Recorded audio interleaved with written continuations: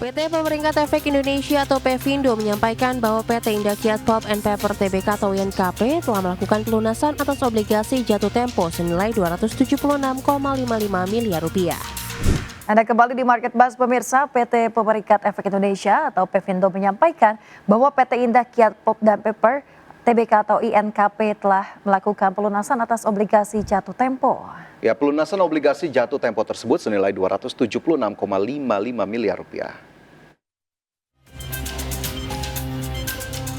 PT Pemeringkat Efek Indonesia atau PEVINDO menyampaikan bahwa PT Indakiat Pulp and Paper Tbk atau INKP telah melakukan pelunasan atas obligasi jatuh tempo senilai Rp276,55 miliar. Obligasi yang dimaksud adalah obligasi berkelanjutan 1 PT Indakiat Pulp and Paper tahap 2 tahun 2020 seri C dengan peringkat IDA Plus senilai Rp276,55 miliar pada tanggal 16 September 2025. Sebelumnya, Direktur INKP Kurniawan Yuwono menyampaikan bahwa perusahaan telah menyediakan dana yang akan dipergunakan untuk pembayaran pokok obligasi berkelanjutan 1 Indakiat Pulp and Paper tahap 2 tahun 2020 seri C pada saat jatuh tempo sejumlah nilai obligasi yang ditempatkan dalam bentuk kas dan setara kas. Sementara itu, kinerja INKP tertekan di semester 1 tahun 2025. INKP melaporkan laba bersih anjlok 41,27% secara tahunan menjadi $163,69 juta Amerika. Sebelumnya di semester 1 tahun 2024, INKP membukukan laba bersih $278,75 juta Amerika.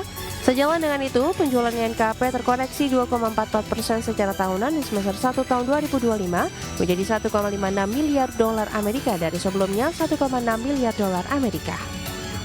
Berbagi sumber, IDX Channel.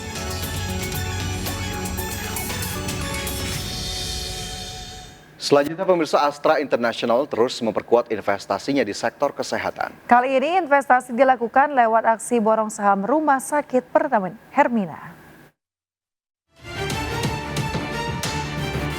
PT Astra International Tbk resmi menambah kepemilikan di PT Medica Loka Hermina Tbk. Dalam 4 hari berturut-turut, Astra membeli total 1,47 miliar lembar saham dengan dana yang digelontorkan mencapai 2,69 triliun rupiah. Transaksi dilakukan pada 9 hingga 12 September 2025 dengan harga berkisar Rp1.683 hingga Rp1.850 per saham.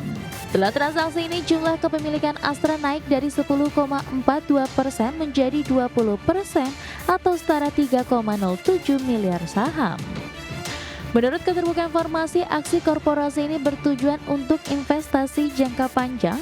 Di Bursa Efek Indonesia, saham Hermina pada Rabu pagi diperdagangkan di level Rp1.675 per lembar atau sudah menguat 7,72% sejak awal tahun.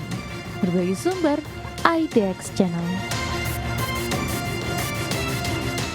Pemirsa, PT Sawit Sumbermas Sarana Tbk mencatatkan pertumbuhan kinerja di sepanjang semester 1 2025. Ya, ditopang oleh peningkatan pendapatan, laba bersih perseroan melonjak 80,82% menjadi Rp691,44 miliar hingga akhir Juni 2025. Emiten Perkebunan Kelapa Sawit dan Pengolahan CPO PT Sawit Sumbermas Sarana Tbk mencatatkan pertumbuhan pendapatan dan laba bersih pada semester 1 2025. Pendapatan dari kontrak dengan pelanggan meningkat 39,8% menjadi Rp7,19 triliun per Juni 2025 dibandingkan dengan Rp5,14 triliun pada periode yang sama tahun sebelumnya. Pendapatan dari segmen minyak dan lemak nabati mencapai Rp6,66 triliun, menunjukkan kontribusi yang sangat dominan terhadap total pendapatan perusahaan. Sementara itu, pendapatan dari segmen perkebunan tercatat sebesar Rp534,72 miliar. Adapun di sisi bottom line, laba periode berjalan yang diatribusikan kepada pemilik entitas induk melonjak 80,82% menjadi Rp691,44 miliar per Juni 2025 dari periode yang sama di tahun sebelumnya sebesar Rp382,4 miliar. Sementara itu dari sisi neraca, perbandingan posisi keuangan per 30 Juni 2025 terhadap 31 Desember 2024 menunjukkan peningkatan pada aset, liabilitas, dan ekuitas. Total aset naik tipis 2,5% menjadi 18,34 triliun rupiah, sedangkan total ekuitas persera meningkat 3,6% menjadi 9,13 triliun rupiah. Berbagai sumber IDX Channel. Dan pemirsa, pastikan Anda masih bersama kami. Market Buzz segera kembali usai jeda.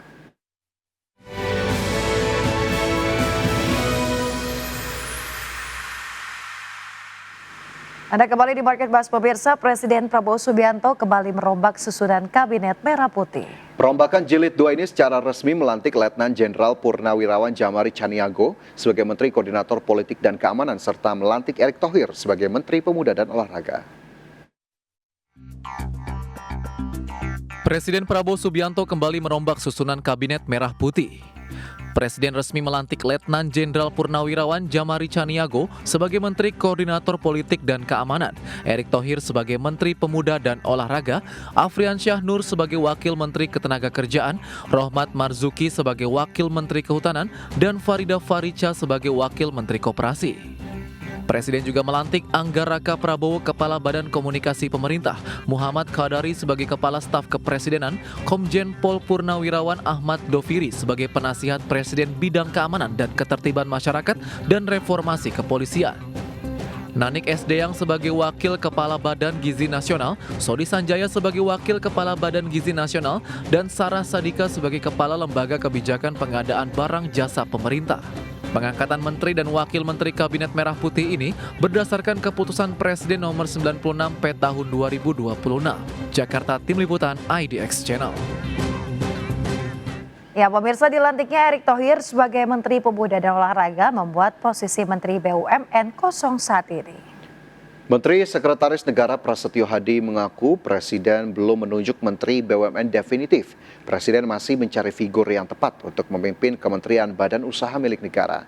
Ia memastikan penunjukan Erick Thohir sebagai Menpora memiliki tugas berat untuk membawa olahraga Indonesia ke tingkat dunia. Tidak hanya sepak bola, namun seluruh cabang olahraga. Menteri BUMN definitif memang belum ditunjuk karena kita masih mencari sosok. Dengan berpindahnya tugas kepada Bapak Erick Thohir ke Kementerian Pemuda dan Olahraga, memang kita berharap tidak hanya sepak bola. Ini kan kita semua paham bahwa Pak Erick Thohir punya sejarah prestasi yang panjang dalam hal olahraga, dan itu yang kita inginkan, tidak hanya sepak bola. Beban yang kita berikan kepada Pak Erick Thohir sangat berat untuk semua olahraga. Kita pengennya menuju kelas dunia gitu. Kementeriannya, Mas, kalau Kementerian BUMN Pak? Ya, sementara itu pemirsa, usai dilantik menjadi Menteri Pemuda dan Olahraga, Erick Thohir memastikan bahwa Presiden Prabowo akan segera menunjuk Menteri BUMN yang akan menggantikannya. Melalui keputusan Presiden nomor 96P tahun 2025 tentang pemberhentian dan pengangkatan Menteri dan Wakil Menteri Negara Kabinet Merah Putih periode 2024-2029, Erick Thohir resmi ditunjuk sebagai Menteri Pemuda dan Olahraga.